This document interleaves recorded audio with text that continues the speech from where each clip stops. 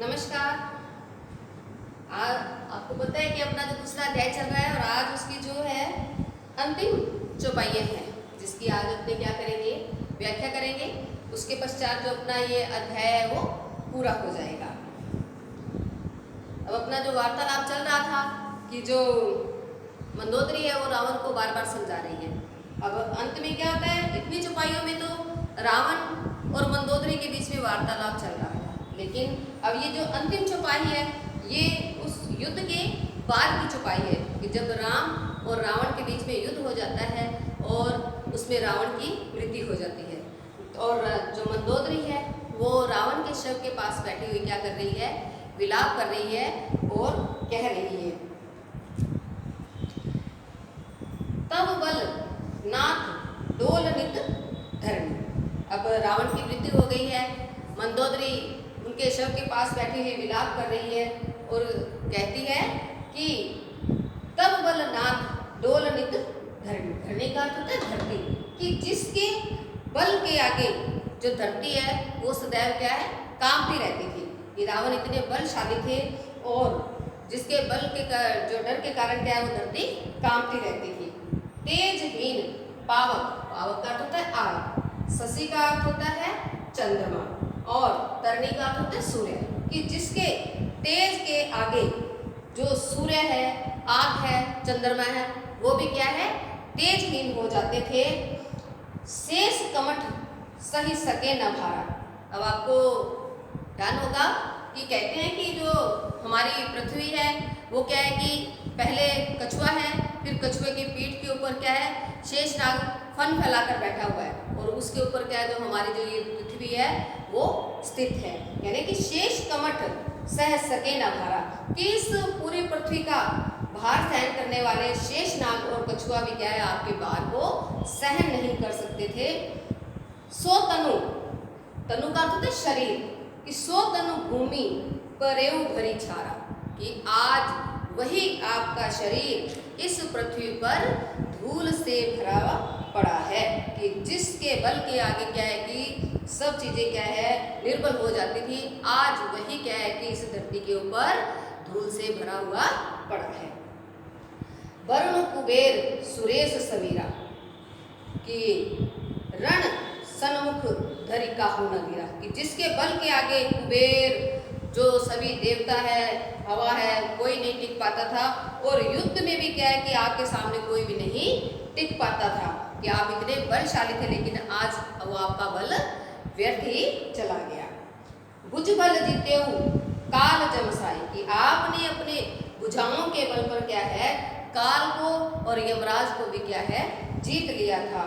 लेकिन आज परेऊ अनाथ की नाही, लेकिन आज आप इस धरती पर अनाथ की भांति पड़े हुए हो। जगत विदित तुम्हारी प्रभुताई, प्रभुताई का अर्थ है प्रसिद्धि, बड़ाई। कि पूरे संसार में क्या है, आपकी प्रसिद्धि थी, आपका जो है बड़ाई फैली हुई थी। लेकिन सुत परिजन बल वर्णि न जाई, और आपके पुत्र और आपके परिवारजनों के बल का भी क्या है, कोई वर्णन नहीं कर सकता था।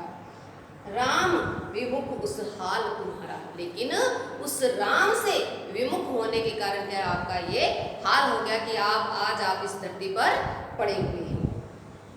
रहा न को कुल रोवन हारा, और अब आपके पीछे रोने के लिए आपके कुल में कोई भी नहीं बचा है, कि आपको रोने वाला भी कोई भी नहीं बचा है। इसलिए तो कहते हैं ना कि 1 लाख पूत और 1.25 लाख नाती, है ना, राजा के घर दिया न बाती। यानी कि इतने लोग होने के बावजूद भी क्या उसके घर में अंधेरा है। अब इतना बलशाली होने के बाद भी आज रावण की जो स्थिति है वो इस प्रकार की हो गई है। तब विधि प्रपंच सब रहा, कि हे नाथ, आपके जो वशीभूत ब्रह्मा जी थे और प्रपंच का अर्थ विधि का होता है ब्रह्मा, कि आपके वश में तो ब्रह्मा जी भी थे और प्रपंच यानी कि पंच तत्व यानी कि सृष्टि। अब सृष्टि का अर्थ यहाँ पर क्या है, कहते हैं कि जो हमारा ये शरीर है वो 5 तत्वों से मिलकर बना है। 5 तत्व कौन से हैं? अग्नि है, वायु है, जल है, आकाश है और धरती है। और अंत में इस शरीर को क्या है कि इन 5 तत्वों में ही विलीन होना है। कि तब वश विधि प्रपंच सब बना था, कि जब आपके वश में तो पूरी सृष्टि और ब्रह्मा सब आपके वश में थे, सब है दिशिप नित नावे माथा। और दिशिप का अर्थ क्या होता है? दिशाओं के रक्षक, कि दिशाओं के रक्षक भी क्या है, आपसे डरते हुए आपके आगे क्या है, सिर झुकाते थे। अब तब सिर भुज जम्बुक खाए, कि अब आपके उस सिर और भुज का अर्थ बुझाएं, कि अब आपके उस सिर और भुजाओं को जम्बुक सियार कौन खाएंगे? सियार खाएंगे। राम विमुख यह अनुचित ना है, और राम से जो विमुख होता है उसके लिए ऐसा होना अनुचित नहीं है, कि जो राम से विमुख है तो उसके साथ इस प्रकार का होना चाहिए। काल विवश पति कहा न माना, कि हे स्वामी आपने काल के वश में होकर मेरा कहा नहीं माना, अब जग नाथ मनुज कर जाना। और आपने उस जड़ चेतन में समाये हुए श्री राम को, उस सृष्टि के कर्ता को आपने क्या है, साधारण मनुष्य समझा, और जिसके कारण आज आपकी ऐसी स्थिति हो गई है कि आप धरती पर पड़े हुए हो। दोहा देखेंगे आगे। जान्यो मनुज करी धनुज कानन दहन पावक हरि स्वयं। हरि का था ईश्वर, कि आपने स्वयं ईश्वर के अवतार राम को, जो क्या है कि आपके राक्षस रूपी वन को जलाने वाले या राख करने वाली अग्नि के समान हैं, उनको आपने क्या एक साधारण मनुष्य समझा।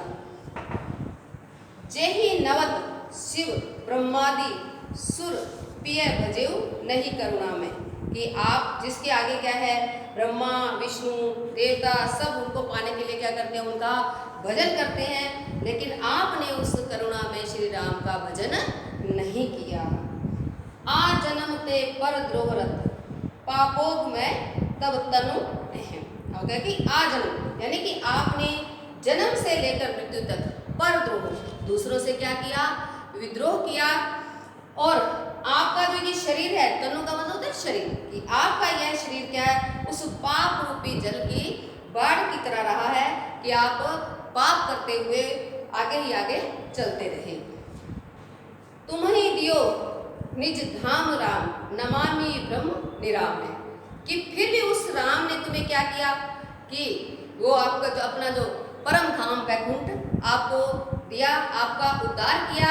ऐसे निर्गुण जो ब्रह्म के अवतार राम हैं, उनको मैं क्या है, मैं प्रणाम करती हूँ, कि जिसने आपको यानी कि इतना कुछ करने के बाद भी उन्होंने आपको क्या है, मोक्ष प्रदान किया है। ऐसे राम को क्या है, मैं प्रणाम करती हूँ। दोहा देखेंगे। अह नाथ रघुनाथ सम कृपा सिंधु नहीं आन, कि हे नाथ हे स्वामी राम के समान कोई भी दयावान या दयावान नहीं है। राम क्या है, वो दया के सागर हैं। जोगी वृंद दुर्लभ गति तो ही दीनी भगवान, कि जो गति है, जो जोगी लोग हैं, वृंद का अर्थ है लोग, कि जो गति यानी कि मोक्ष योगी लोग होते हैं, जो साधना करने वाले होते हैं, उनके लिए दुर्लभ है। तो ही दीनी भगवान, उसे क्या भगवान ने उस मोक्ष को आपको दिया है, आपका क्या किया, उन्होंने उद्धार किया है। अब आपका जो ये दूसरा अध्याय है वो कंप्लीट हो गया है। अब आप इसकी व्याख्या को फिर से करेंगे, और जो कठिन शब्द आपको दिए गए हैं उसे आप कॉपी में उतारोगे। इस अध्याय के प्रश्नोत्तर की जो है कॉपी आपको स्कैन करके आपके व्हाट्सएप पर भेज दी जाएगी।